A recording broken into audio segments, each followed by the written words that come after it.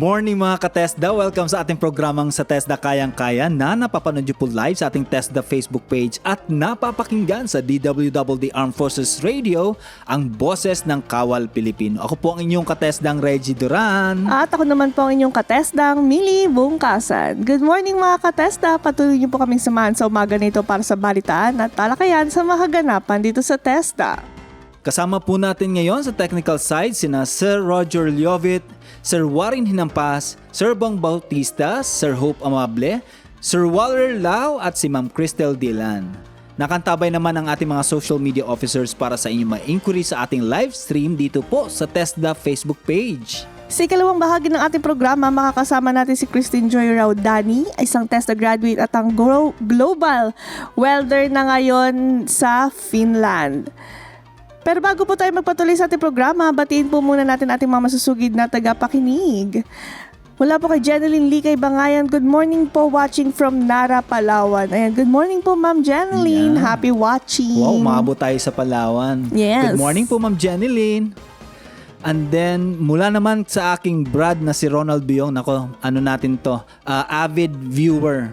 Hello mga ka-TESDA, watching from Lapu-Lapu. Shout out Bo Reggie and to all UP Kapans. Hello sa'yo. Shout out sa'yo Bo Ronald Biong, brother. Shout out din sa ating mga Metro Manila Kapans, lalo na sa ating president na si Brad Lemuel Faliorina. Ayan. And of course, binabati ko rin ng happy birthday ang ating kaibigan dito sa TESDA, ang Director ng Project Management Office. Walang iba kundi si Director Gilbert Castro. Happy birthday po sa inyo, Brother Director Gilbert. Happy birthday po. At shoutout din sa TESDA office po na nag-host ng ating, nag-host nitong nakaraang Second Joint Education Trifocal Management Committee meeting. Ito po ay ang TESDA Region 1 sa pamumuno po ni Regional Director Ramon Ruiz at ang ating Ilocos Norte Provincial Director Sharon Sinlao Estigoy. Shoutout po sa inyo dyan sa Region 1. Alagang-alaga tayo dyan. May pa-picture sa airport. Tapos may pa-picture pa sa... may pa-welcoming party. Nakita ko rin po yun sa Facebook. Meron pa yung may banner. May banner. Nandun yung pangalan ng lahat ng ating mga dumating. Salamat sa lambing RD Mon at PD Sharon. Salamat sa inyong pag-aalaga.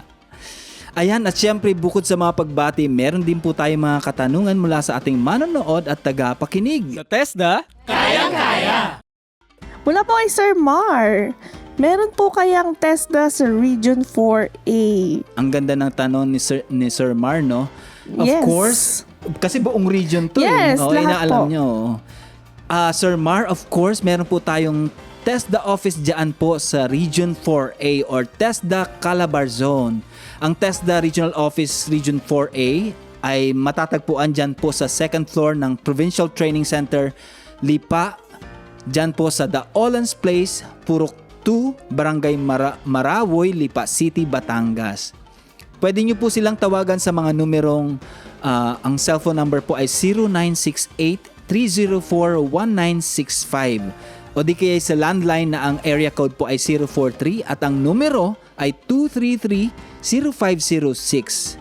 Pwede rin po kayong mag-email sa email address na region4a@tesda.gov.ph upang kayo po ay kanilang ma-assist. Ayan. Thank you po sa inyong katanungan. Muli paalala lamang po sa ating mga kababayan na mag-iingat po tayo mula sa mga scammers o fake pages po na nagpapanggap na TESDA. Tandaan po natin na ating mga serbisyo dito sa TESDA ay libre po at hindi po humihingi ng bayad. Kapag humingi po ng bayad, siguradong scam po yan, kaya dobleng pag-iingat po mga kababayan. Samantala, atin po munang silipin ng mga pangunahing TESDA updates mula sa ating mga TESDA Information Officers. Mga maiinit na balita at kaganapan ihahati ng TESDA Information Officers mula sa iba't ibang panig ng bansa. Ito ang TESDA Update. TESDA Bohol nagsagawa ng Trainers Moderation Program. TESDA update mula kay Joan Sayon ng TESDA Region 7. TESDA Update. Sa pamumuno ni Provincial Director Floro Tiringca, PhD-TM, matagumpay na naisagawa ng TESDA Bohol Provincial Office ang Trainers Moderation Program noong Enero 15 hanggang 16 taong 2026.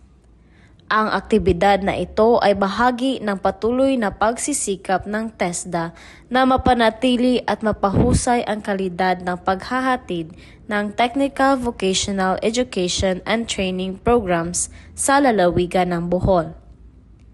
Dinaluhan ang programa ng kabuuang 147 trainers mula sa iba't ibang pampubliko at pribadong training institutions sa buong lalawigan ng Bohol. Ipinakita nito ang aktibong pakikilahok at suporta ng mga trainers sa mga inisyatiba ng TESDA na naglalayong palakasin ang kanilang kaalaman, kasanayan at profesional na kakayahan.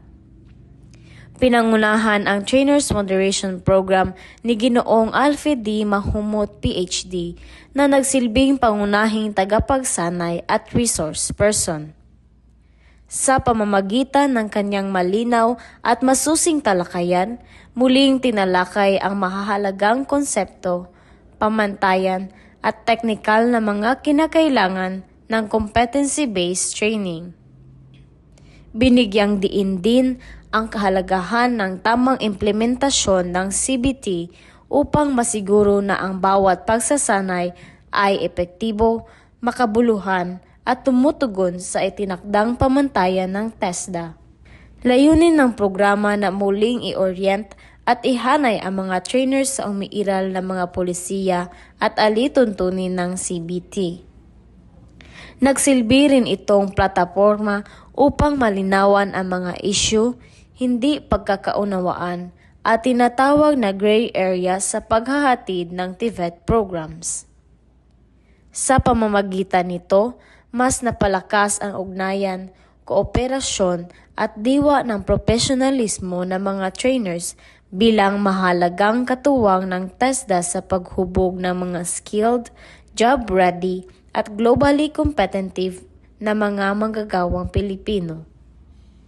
Isinagawa ang aktibidad sa pakikipagtulungan ng Association of Public and Private Technical Vocational Institutions in Bohol or APTIB na patuloy na sumusuporta sa mga programa at advokasya ng TESDA Bohol para sa mas mataas na kalidad at kredibilidad ng technical at vocational na edukasyon at pagsasanay sa lalawigan. At iyan ang balita mula sa TESDA Provincial Office Bohol. Ako po si Joanne O. Sayon, nagsasabing sa TESDA, pagsama-sama, lahat kayang-kaya. TESDA Update. TESDA Update. Maraming salamat Joanne ng TESDA Region 7. Samantala, trainer support isinagawa sa Davao de Oro. TESDA update mula kay Jonathan Kaasi ng TESDA Region 11. TESDA Update. TESDA Update.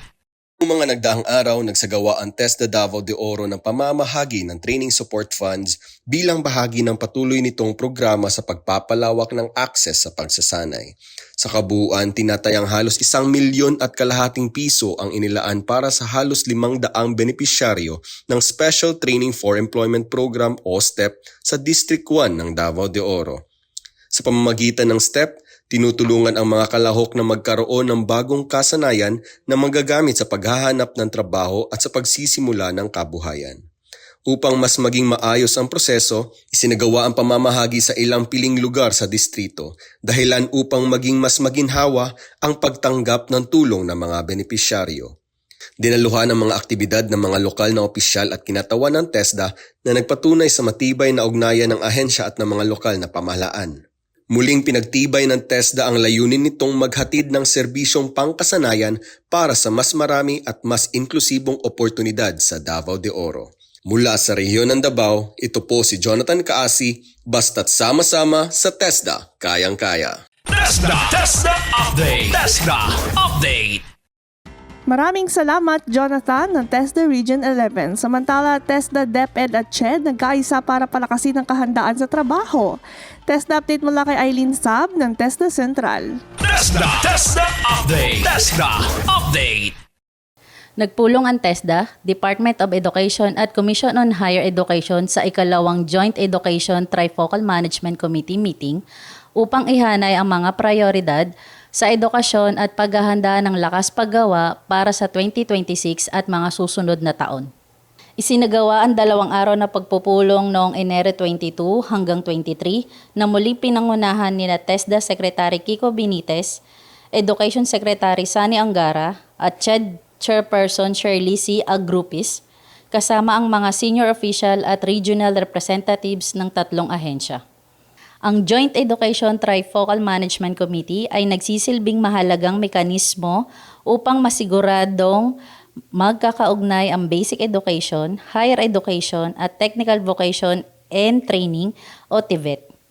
Bilang bahagi ng Bagong Pilipinas Agenda ng Administrasyong Marcos na palakasin ang human capital development ng bansa. Binigyan diin ni TESDA Secretary Kiko Benitez ang kahalagahan ng tuloy-tuloy na ugnayan mula edukasyon patungo sa trabaho at ang mahalagang papel ng TVET sa paghahanda ng mga Pilipino sa mga kasanayang kailangan ng industriya. Bilang pagpapatuloy ng mga napagkasundoan ng unang JET-MC meeting noong October 2025, nagtakda ang komite ng mga priority targets para sa 2026 at medium terms goals para sa 2027 at 2028, alinsunod sa Philippine Development Plan at EDCOM2, National Education and Workforce Development Plan.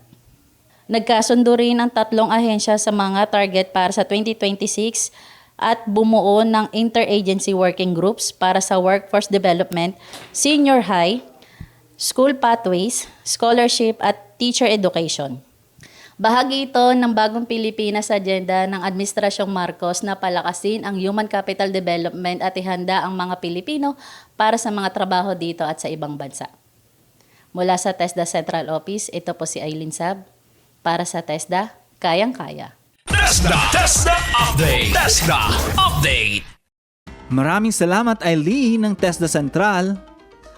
At yan ang ating naging TESDA update sa umagang ito. Maraming salamat mga ka-TESDA sa patuloy na pag-antabay sa mga updates mula sa iba't ibang bahagi ng bansa. Nais din nating pasalamatan ang ating mga TESDA Information Officers na nag-ulat ng ating mga updates sa umagang ito. Ako pong muling inyong ka-TESDAng Reggie Duran. At ako naman po ang inyong katesdang Mili Bungkasan. Susunod na po ang ating interview kay Christine Raudani, isang TESDA graduate at global welder na ngayon sa Finland. Standby lamang kayo dyan mga katesda. President has asked to ensure that TESDA both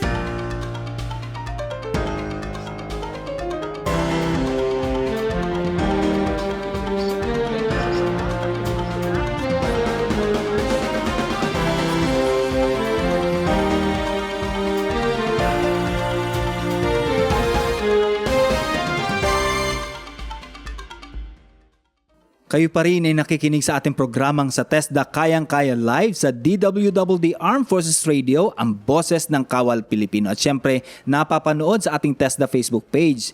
Ito pa rin po ang inyong katesdang Reggie Duran. At ako naman po ang inyong katesdang Mili Bungkasan. Sa bahaging ito ng ating programa, pag-uusapan naman natin ang inspiring story ng isang TESDA graduate ng ating TESDA Women's Center sa welding training program, isang global welder na si Ma'am Christine Joy Raudani. Si Ma'am Christine po ay isang OFW at kasalukuyang nasa Finland.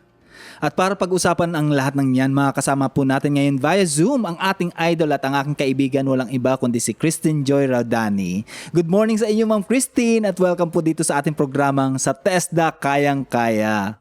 Good morning po. Hi sa mga viewers po natin. Good morning. And speaking of morning, dito morning, dyan ba is morning? Right now? Sa yung lugar? Coming morning. Okay. Kasi madaling araw, is that right? Yes po. Opo. Ayan, oo. Ayan ma'am, before anything else, baka po meron po kayo gustong batiin po, i-shoutout po na mga kasamahan po, even dyan or dito po sa Philippines. Yes. Yes, of course. Gusto ko lang batiin yung aking master sa welding. Everybody knows him, Sir Christian Picones. Hi Christian! Yes. Siya po talaga yung aking mastermind sa welding. And sila sir sa office po ng RTC, sila Sir Mau, sila Ma'am Arian. Yun, mga naging part. And also Sorry, especially kay Sir Jerry. Yun, Sir Jerry, mabuhay ka. Salamat po. And also, thank you also kay Ma'am Irene. Yes. Na nag-guide sa akin sa GMAO. Yun. Thank you. Yun lang po. Ayan, oo. Siyempre, Christine, no, from Taguig to Finland, agad-agad, anong feeling, kumusta ang feeling na literal na global welder ka na? No. Actually, hindi po talaga. Wala po talaga. And also, wala din po talaga sa plan ko to come to Finland. Kasi nga po, my plan before was to be an instructor. Kasi nga, I study the trainer's methodology. So, never talaga po na pumasok sa isip ko that I am coming to Finland like right away after the trade test noong November. And I believe this is just a blessing for me. And hindi po kasi lahat ng tumesting during that day is nakapasa. So for me, it's a blessing. It's a very big blessing, really. Ayun ma'am, nabanggit niyo po no, na kayo po ay welder po dyan sa Finland. Ma'am, if pwede niyo po bang ibahagi sa amin ng journey niyo po kung paano po kayo napunta sa welding skill area? Like I mentioned earlier, hindi talaga ako nag-apply as a welder or like to train as a welder sa RTC. Kasi nga, my plan was just, I want to study driving because po, I want to go to Spain to study. Yun po kasi talaga yung number one plan namin before ng aking husband. But I think fate bring me to welding to change my career. Kasi from multimedia, I'm doing the same, like speaking or talking in front of camera. So I think this is God's, how to say, like, Plan for you, no? Paano ko ba sasabihin? I think this is God's plan for me to be a welder. Kasi really, wala po talaga in my mind na to think na maging welder. Really. Paano ka napunta? For me. So paano ka napunta? Paano ka biglang nag-pivot from social media From and driving to from welding? driving, iniisip mo driving, no? Paano ka napunta sa welding? During interview po kasi that time sa RTC, yun lang yung parang available na pinupuno po nila yung slots. Talaga? Like 25 students. So I think po, that's the time na yun lang talaga yung available course na need na ma-fill upan and ma-start na right away.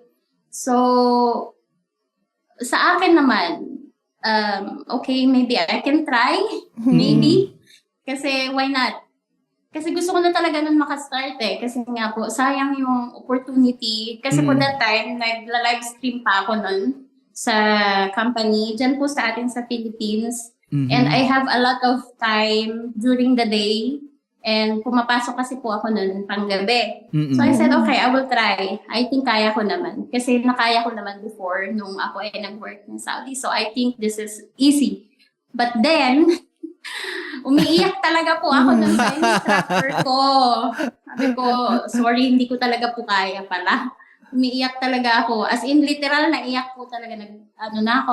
Sorry, hindi ko po talaga kaya.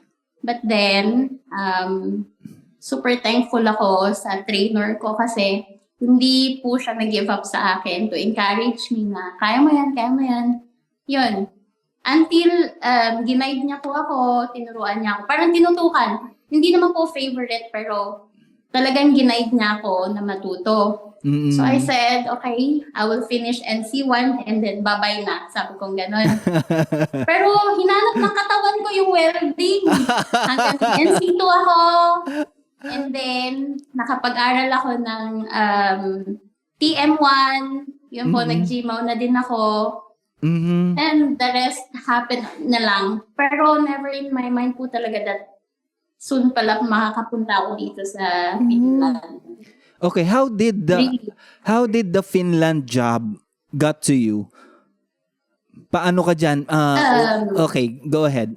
I was the one who's like orienting those applicants. And then I was the one who's welcoming those people na sasabak sa testing. I was the one who Like, Nag-assess ka sa kanila. yes po, yes. During that time, so I was in front of the table para sa kanila. And at the same time po kasi, di ba, I have already the knowledge how to weld. So, malakas yung loob ko. Pero it was just, we are just kidding talaga doon sa employer, doon sa inspector na, can I try? Please, can I try? Like, kasi bawal po ang walk-in. Bawal talaga. If hindi ka nag-apply through agency, hindi ka talaga pwedeng sumabak doon. But then I think God is good to me talaga, really. Kasi pumayag naman yung inspector na from Finland, local, na okay, show me. So I show him what I can do. And then during the test, yun, sabi niya, okay. But, there's a but po na it's not because nasa welding ako, like, okay na. No. Doon po ako bumilib pa. Isa pang reason, bumilib ako kay Sir Christian kasi ayaw niya maging bias. Ayaw niya maging bias for the sake lang na makapunta ako dito. So, he said, we need to wait kasi nga, you are not really an applicant. So, if they need, of course, ipapasok kita since nakita naman po ng inspector from Finland na maganda yung hinang ko, maayos, and pasok po talaga sa qualification na hinahanap po. So, yun. Nice. Naghintay ako, mga few days pa po yun, bago po talaga ako nag-grant na, okay, you are in dun sa mga pupunta ng Finland. So, yun po. Wow. Wow. Ang Astig, dahil no? lang sa simple, uy, baka naman, parang, no, na materialize yung pag-iibang bansa ni Ma'am Christine. Ma'am, Yes. mabalik natin doon sa journey niyo po sa welding here po sa TESDA. How was the training process? I mean, yung technical po, no? Kasi since bago po ito sa inyo. Ano po yung pinakamahirap na nagawa nyo technically, and how was the space for everyone? Kamusta po ang nakasama po natin sa pagta-training? Kayo po ba ay well-welcomed? Or may mga challenges po ba tayo? Or everything was just going smoothly? I think, I don't want to lie about this. There is a lot of difficulties actually, kasi I am very, very vocal talaga. For example, I don't like this, I don't like that. And I feel, or maybe, some people misinterpret me, but about TESDA, everything is okay, everything is good, and the training is really, really easy. Like how the flow of the training is very easy, but the training itself, yun yung mahirap kasi. Especially kapag zero knowledge ka, it's very difficult like to adjust. But then, I think talaga the trainer is very good. Like, can handle all the people, all the students na mayroon siya. On my part naman, when I was training, I mentioned that I almost give up. Kasi nga, it's Ano not yun? my line talaga. Physical demanding or mental stress or I think I was stressed, sir, kasi most of my classmates already like move on. Like, malayo na sila kung nasaan ako at the time. Nung nag-give up na talaga ako, parang alayo na nila nung dun sa trainings namin. Like, papunta na sila sa susunod na mahirap stage. na part. Yes. And then ako, nandun pa din ako sa manipis na plate. And still, I'm struggling. So I say, I don't like it anymore. Really. And ma'am, and also ma'am, na given po na babae ka, no? This is part of the non-traditional trades po natin, di ba? So how... Actually, hindi ko siya tinignan that way. No. Kasi in our generation kasi, I think we are equal na. So, no, never. Oo, parang, Oo. oo. I mean, wala naman din po tayo sa mga kasamahan natin na nakita rin yun, no? Tama po ba? I don't think so. And also, especially, I have a PWD, tama ba? PWD classmate. I have a very small little girl classmate Oo. na girls then po. We are 3 girls. 25 students, we are 3 girls. And I was like, if kaya nila, why not me? Yes. Ganon. Yun na lang So, yung parang comparison. inclusive yung Oo, ano nila. ang training kasi natin dito sa Testa for All. Oo, Di ba? inclusive. So, lahat ng mga clients na Ate na touch. kasama. Oo. Yes. Pero nung nalaman mong pasok ka sa Finland, how did it feel? Kumusta yung reaction mo? Of course, I'm very happy kasi nga po, every people naman who's training, the goal is to go abroad. Tama po ba? Unlike na lang po na they just want it because of their study, they need the certificate because of study. Especially po my classmate, Ellen, she's an engineer. My small little girl classmate, she's an engineer. She just need the training, a small training because of her field. She's an engineer, so she just want to study small kasi parang requirements. So we have different reason why we want to study.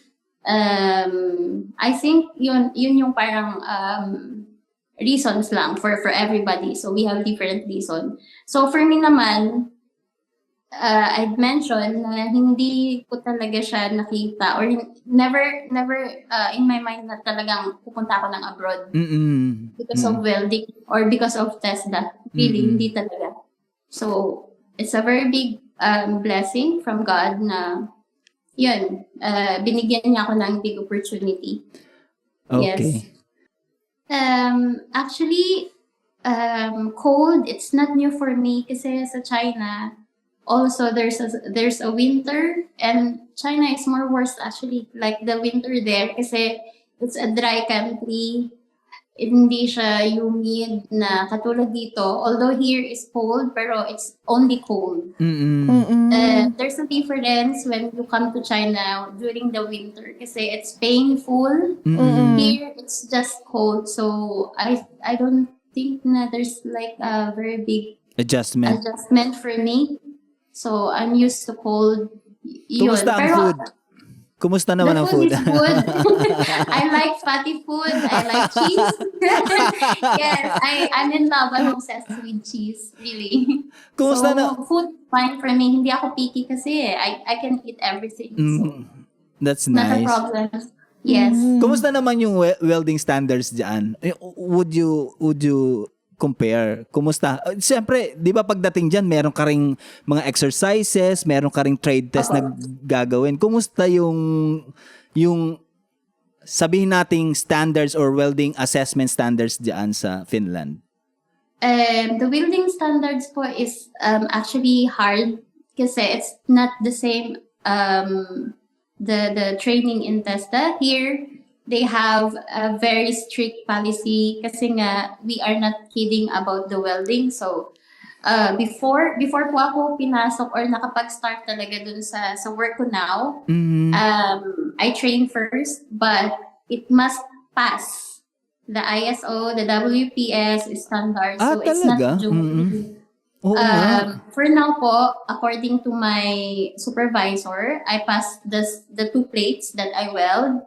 So I'm still waiting for the 3 more plates na winelding ko po to pass the examine from them, yung mga nag-i-inspect po. So hopefully the 5 of them is good and no problem kasi ayoko na talaga siya ulit. It's hard. Pero from there, after you pass the 5 welding plates, ibig sabihin Not yet. Only 2 of the 5 passed already. So I'm still waiting for the 3 more plates. If ever po ma'am na you'll pass the 5 plates, ano na po yung next stage for you? It's the same. Continue working po. Okay. So meaning lang that I know how to weld. Yun po. Nice, oo. Apo. Ma'am, sa work nyo po ba, ma'am, meron din po ba kayong mga kapwa Pinoy? May mga kapwa babae din po ba kayong kasama dyan sa work po ninyo as welders? This is the exciting part actually kasi where I live now, there is only like few people that you can Sorry. count by words, like 800 human being only, and 100 of them is Filipino. Hindi ko alam. We'll ask her. Question po, ma'am, ano po bang line or ano po bang industry yung pinagtatrabahuhan po natin? Ano po ba yung mga wini-weld po natin dyan sa work nyo? Anong For industry? now, the project na binigay po sa amin is yung para pong mga pang-construction, yung panghukay ng lupa. Pero big one, like hindi, parang tractor siya, ma'am, pero malalaki, yung malalaki. At actually, I posted, di ko alam kung nakita na ni sir. Nakita But I ko posted- yung pang heavy industries. Yes. So, ma'am, depende po siya sa project na binibigay po sa inyo ni company. Ako, ni Skoda. Nescoda. Ang galing naman. So, yung current... Skoda po yung company ko Escoda. dito. Oh, so ang current client nyo ay heavy equipment. Heavy equipment. Yes Wow. po, yes. Galing naman. Yes. Pero paano ka, meron ba silang, halimbawa yung mga foreign, ang tawag dito, employers mo, do they have Yes po. favoritism Yes, sa mga actually, Tesla yes. graduate? Mga ganyan. Tesla graduate? Sorry, again, sorry. Sorry, yung mga I- foreign employers mo dyan, do they favor mga Tesla graduates or are they hunting from every part of the globe para mag-recruit ng mga welders? Part of the globe, yes. But it's not about only po if you're from Tesla. Mm. That's why they are doing the trade test. So people can come. Either you're from Tesla or you're from companies. So not a qualification po. Yung dapat galing ka Tesla. No? So, does doing welding, did it help you build your confidence? Yes. Kasi primarily, okay, sabihin na nating stereotyping, no? Although, kateslang Mili, di ba may na-interview tayo na mas magaling na welder ang babae kesa sa lalaki? Would you approve of With that gentle statement? hands. Oo, dahil hindi daw kayo pasmado. Tama ba? Paano ba? Ayoko naman sabihin na magaling ang babae. I think, siguro po sa babae kasi, what people say like, more, more steady. Mm-mm. But, good welding, I don't think Okay, so. I think, it depends on the person po. It depends. Totoo. Tapos, mga babae na marunong mag-weld pero hindi siya as clean as other people na, for example, a male person na do welding. They can do weld like very clean, very formal, yung aesthetic niya talaga as in that other girls cannot do it. So, it depends on the person po. Okay, oo. So, non-gender ang ang No. welding skills. Yes. Okay, para sa mga kababaihan naman na sa tingin mo gustong pumasok sa welding, what would you tell them? What advice would you give them? Go for it, really. Go for it. And if you heard my story, I think you can get any inspiration kasi nga, I was not a welder also before until I proved to myself na kaya ko pala mag-welding. It's just a matter of time. You need to practice. You need to study. Do not give up at all. Like I almost did. Kasi at the end of the day, either you give up or either you continue. It was you who's doing your path or your destiny. Yes. Kasi when you give up on something na hindi mo talaga trinay, I think it's not that you will regret about it, but see the beautiful things after. So yun. I think just don't give up. Nice. Yes. Ma'am, ask ko rin po, ma'am, or if you have something to share, what was the impact of TESDA to your life personally and professionally? Actually, the impact of studying in TESDA for me, it gives me happiness kasi nga, number one, I don't like, sorry, it's not that I don't like to have friends, but it makes me happy, and I learned a lot of things that I never learned from other countries. Like for example, being with people na hindi mo naman kilala, and then you become friends with them and you eat together with them, that I don't do talaga really. I don't sit with people na hindi ko kilala. So in Talaga? TESDA also, like it gives me more joy. I don't know. Like I'm super excited to come to TESDA. People in TESDA know that in RTC especially, I always come early because I'm so excited every day to study. Ma'am, welding lang ba yung training na kinuha mo from TESDA? Or No, actually, I try to study trainer's methodology. yung TM? Level 1. Mm-mm. Yes, because after my training in GMAO, the plan is I'll be like a trainer also. Mhm. Yes. Same as Sir Christian, but then this opportunity come, like just come just like that. So I really want to help people also to study welding. And how my journey began, I want to inspire people also during that time na yun talaga yung pinaka-focus namin, na trainer din ako ni TESDA sa RTC nga. Kasi nga, hello kay Sir Jerry talaga. Idol ko na Sir Jerry. Sir Jerry Yun. Taroy, right? Yes po, opo, ayun, Sir Jerry oo. Taroy. Kasi, I think they are not, I'm not their favorite, pero we love each other. Like, You I gel. love them. Oo, nagje-gel kayo. I'm close Tropa. with them. Opo. Oh, so may dream ka talaga maging instructor. Ilang years yung stint mo diyan sa Finland, and after that would you be pursuing that ulit, yung pagiging trainer or Apo. maging master trainer, supervisor ba? I talked to my teacher, Sir Hermelio. Sa Michigan po yan, nag-aral po ako talaga ng panibagong training. TM1 po ulit. Kasi nga, para mas maintindihan ko. So, I study again TM1 and I finished it. But the assessment, hindi ko na siya inabot kasi nga po paalis na ako. So, I told my teacher na lang na when I come back, probably next year po kasi only 1 year lang yung contract dito. But it's up to me. If I want to continue, then of course I can come back. So I say, like, when I come back to Philippines, I will get for sure yung assessment. Nice. That's why I keep my things with me.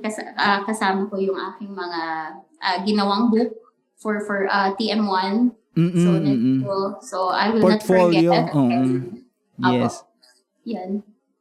Yan, ma'am. And bilang pangwakas din po, ma'am, no, ano po yung mensahe nyo po sa ating mga manonood at sa ating mga kapwa Pilipino na magkaroon ng career through skill? Nangangarap din na magkaroon ng career through skills. First of all pala, gusto ko lang i-mention that it's not because you didn't finish university, you don't have any hope na you can come to abroad, especially a good country. All you have to do is be consistent, more perseverance, and i-push nyo talaga na kung ano yung goal nyo talaga, why you study the skill, why you want to finish the skill, why you want to learn very well the skill, then you need to work hard for it. Kasi I work hard. Ay, naiiyak tuloy ako. Yun, kaya ako nakarating dito. Yun. That's so nice. Just don't give up. Galing, Yeah. Christine. And you know what? You are such an inspiration para sa ating mga kababayan. Especially ako, no? Biruin mo, yung kwento mo, 1 taong ka lang from naghahanap ka Actually, lang wala. walang taon, di ba? Walang taon kasi March ka nagsimula eh. And then, Yes. and suddenly, you're there in Finland pursuing your dreams. Yes, actually almost end of April na po. April 28 is our first day of training po sa RTC. So, April, May, June, July, August, September, October. Yes, October. Halos 6 months lang, but I did not leave RTC po kasi nga, I want to learn more. So, I was assisting Sir Christian to those students, and I offer it for free, really. Like, I want it. Hindi talaga. I want to learn more. Kaya I keep coming back on RTC to learn more. Not only the skill, I want to learn everything. The equipment, everything. Talaga pong binalik-balikan ko everyday yung RTC kahit na wala na akong training kasi nga I want to learn. And Sir Jerry allowed me to do that. Allow me to learn. So that's why I'm so thankful for these people, Sir Jerry and Sir Christian. Because of them, I learned a lot, not only welding, but the knowledge for everything, for every equipment. I learned because of them. They let me be. Ayan. Like, okay, come. Shout out sa ating TESDA Regional Training Center National Capital Capital Region. Region. Ayan, kay Sir Eugene sa palaging nagpapahiram sa atin ng camera. Shout out sa inyo dyan at sa napakagaling ng mga staff. Again, ma'am, maraming salamat Thank you po. sa pagkakataon na to, nako, for giving inspiration to a lot of our viewers, for a lot of our TESDA TechVoc advocates, at syempre sa amin sa bibigay ng iyong kwento at pagiging idol namin dito sa TESDA. Maraming salamat at nagising din kayo ng masyadong maaga para sa amin. Hindi, okay lang po kasi nag-adjust yung oras ng time ko. So, Okay, I have to woke up early. Ayan. Maraming salamat at good luck po sa inyong stint dyan sa Finland at see you when you ever come back. Don't forget to visit us ha. Maraming salamat po, Ma'am Christine. Thank you. Salamat po. Have a good day, everybody. Salamat po sa pakikinig. At dyan po nagtatapos ang ating programa sa umagang ito. Nais po natin muling pasalamatan ang ating kaibigan na si Christine Reldani, ang TESDA graduate at global welder. Nais rin nating pasalamatan ang ating mga TESDA Information Officers na nag-ulat ng kani-kanilang mga TESDA updates ngayong umaga. Maraming salamat din sa inyo mga ka-TESDA na tumutok sa ating programang sa TESDA Kayang-Kaya dito sa DWWD Armed Forces Radio, ang boses ng Kawal Pilipino. Para sa iba pang update sa mga kaganapan sa ating ahensya, i-follow lamang po ang ating TESDA Facebook page at X account at mag-subscribe din sa ating TESDA official YouTube channel. Pwede rin po kayong tumawag sa ating TESDA hotline sa 8887-7777 o di kaya mag-text sa 0917-479-4370 o di kaya mag-email sa contactcenter@tesda.gov.ph. Sa ngalan po ng mga bumubuo ng TESDA Public Information Office, ako po ang inyong ka-TESDAng Reggie Duran. At ako naman po, si ka-TESDAng Mini Bungkasan. Lagi po nating tatandaan, basta't sama-sama Sa TESDA, kayang-kaya.